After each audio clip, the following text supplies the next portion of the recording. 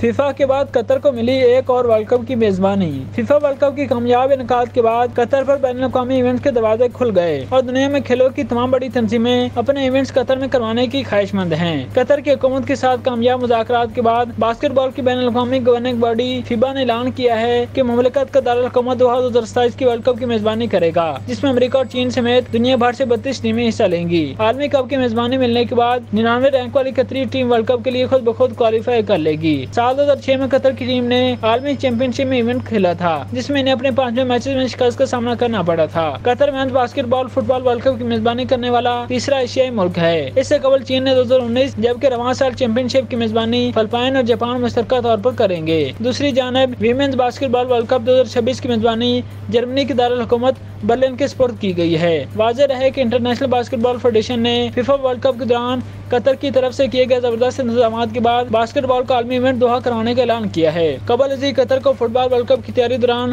تارکین وطن labour force کے ساتھ غیر انسانی سلوک پر تنقید کا نشانہ بنایا گیا تھا۔ تاہم فیبا نے میزبانی کے اعلان کے وقت انسانی حقوق کے مسائل کا کوئی حوالہ نہیں دیا۔ قطر 2006 کے ایشین گیمز، فارمولا 1 ریس، قطر اوپن ٹینس کے علاوہ کئی بین الاقوامی ایونٹس کی میزبانی کر چکا ہے اور آنے والے چند سالوں میں کھیلوں کا پاور ہاؤس بنتا جا رہا ہے۔ دوحہ میں کرکٹ کا بین الاقوامی معیار کا کرکٹ اسٹیڈیم بھی موجود ہے۔ چند برس قبل پاکستان کرکٹ بورڈ نے PSL میچز کے لیے قطر کو بھی شارٹ لسٹ کیا تھا، لیکن عرب امارات کرکٹ بورڈ کے ساتھ دیرینہ تعلقات کے باعث وہاں میچز کا انعقاد نہ ہو سکا۔